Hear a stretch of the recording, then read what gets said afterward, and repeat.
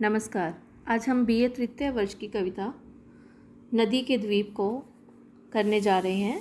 यह एक प्रतीकात्मक कविता है जो कि सच्चिदानंद हीरानंद वात्स्यायन अज्ञे द्वारा अवतरित है। इस कविता में कवि नदी के द्वीप तथा भूखंड के प्रतीकों को चुनते हुए व्यक्ति, समाज और परंपरा के आपसी संबंधों को सर्वथा नवीन दृष्टि से देखने योग्य बनाता है। यहाँ द्वीप व्यक्ति का प्रतीक है, नदी परंपराओं का प्रतीक है और भूखंड समाज का प्रतीक है। अज्ञे जी का कहना है कि जिस प्रकार द्वीप धरती का, भूमि का एक खंड होता है, परंतु नदी के कारण उसका अस्तित्व अलग होता है, उसी प्रकार व्यक्ति भी समाज का एक अंग है, परंतु उसकी सामाजिक परंपराएं उसे विशेषता प्रदान करती हैं। तो यहाँ पर इस कविता के माध्यम से अज्ञे जो हैं वो अपनी अस्तित्ववादी कविता के बारे में बता रहे हैं कि समाज और सामाजिकता दोनों में जुड़ाव होना आवश्यक होता है। नदी और द्वीप कल्पना के द्वारा उन्होंने व्यक्ति और समाज के परस्पर संबंधों को संकेतित किया है। नदी की विशेषता यही है कि वह द्वीप को भूखंड से मिलाती है और भूखंड जो है वो द्वीप का पित्र है। तो यहाँ पर इस कविता के जो अवतरण हैं हम उनको पढ़ने जा रहे हैं।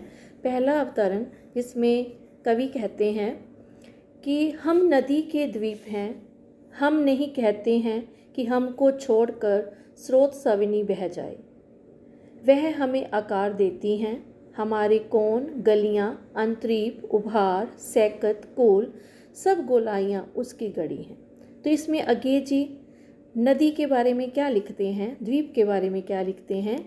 तो यहाँ पे जो द्वीप हैं वो क्या कह रहे हैं कि हम नदी के द्वीप हैं। जिस प्रकार द्वीप नदी का हिस्सा होता है उसी प्रकार हम समाज में रहने वाले व्यक्ति हैं। हम यह नहीं चाहते कि हमें छोड़कर समाज आगे बढ़ जाए। नदी यदि द्वीप को छोड़कर आगे बढ़ जाएगी तो द्वीप का कोई अस्तित्व नहीं रहेगा। बिल्कुल वैसा ही यदि समाज किसी व्यक्ति को छोड़कर आगे निकल जाएगा तो वो व्यक्ति असभ्य रह जाएगा, वो पिछड़ जाएगा, उसका विकास नहीं हो पाएगा, उसका व्यक्तित्व विकसित नहीं हो पाएगा। नदी क्या करती है? नदी द्वीप को आकार देती है, उसके कोण, गलियाँ, द्वीप, उभार, रेतीले तट बनाती है, उसे गोलाइयाँ देती है। बिल्कुल वैसे ही जैसे समाज में व्यक्ति का जन्म होता है, बच्चे का जन्म होता है, बच्चा बड़ा होता है, व्यक्ति के रूप में आता है, उसके पूरा आकार मिलता है, उसे पूरी सभ्यता का विकास करने में वो योग्य होता है, सभ्य होता है, सुसंस्कृत होता है। लेकिन इसके पीछे किसका हाथ होता है? समाज का ही हाथ होता है। तो नदी समाज का रूप है। नदी जिस प्रकार प्रवाहमान है, समाज भी व्यक्ति को वैसे ही प्रवाहित करता रहता है। अगले अवतरण में अज्ञे जी लिखते हैं, माँ है वह, इसी से हम बने हैं, किंतु हम हैं द्वीप, हम धारा नहीं हैं। स्थिर समर्पण है हमारा, हम सदा से द्वीप हैं, स्रोत सविनी के। स्रोत सविनी नदी। किंतु हम बहते नहीं हैं, क्योंकि बहना रेत होना है। हम बहेंगे तो रहेंगे ही नहीं, पैर उखड़ेंगे, पलवन होगा, ढहेंगे, सहेंगे, बढ़ जाएंगे, और फिर हम पूर्ण होकर भी कभी क्या क्या धार बन सकते हैं। रेत बनकर हम सलिल को तनी गंदला ही करेंगे, अनुपयोगी ही बनाएंगे। तो इस अवतरण में अज्ञे जी लिखते हैं कि द्वीप कहता है कि नदी हमारी माँ है, हम इसी से तो बने हैं।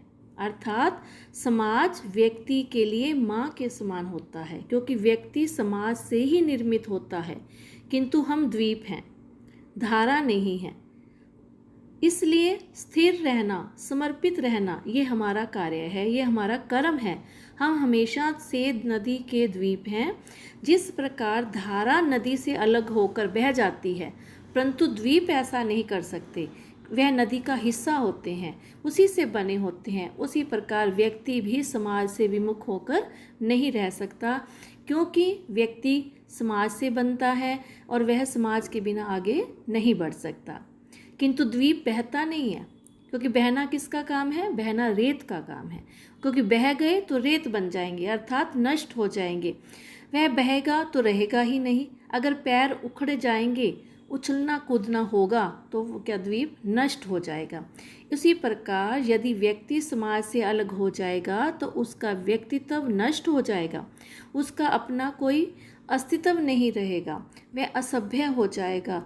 और पूर्ण होकर भी जिस प्रकार द्वीप कभी धारा नहीं बन सकता, अर्थात अलग होकर नहीं बह सकता, उसी प्रकार से रेत बनकर वह क्या करेगा, केवल पानी को गंदला करेगा, व्यर्थ हो जाएगा।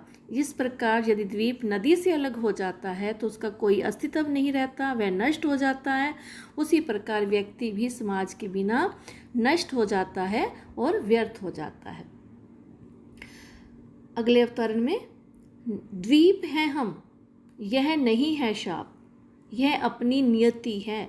हम नदी के पुत्र हैं, बैठे नदी की क्रोड़ में, वह वृहत भूखंड से हमको मिलाती है और वह भूखंड अपना पितर है।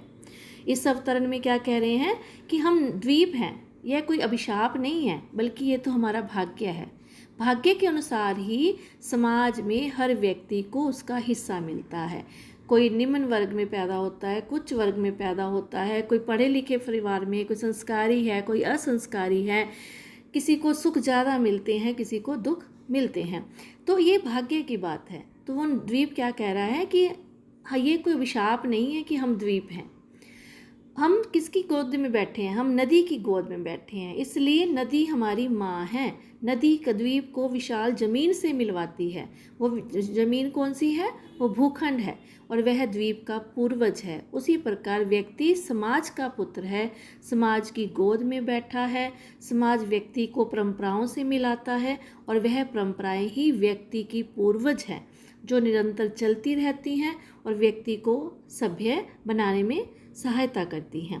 तो यहाँ सच्चिदानंद हीरानंद जी, हमें पता है, आधुनिक काल के प्रयोगवादी काव्यधारा के कवि हैं और इस कविता में वो नदी को माँ के रूप में बता रहे हैं।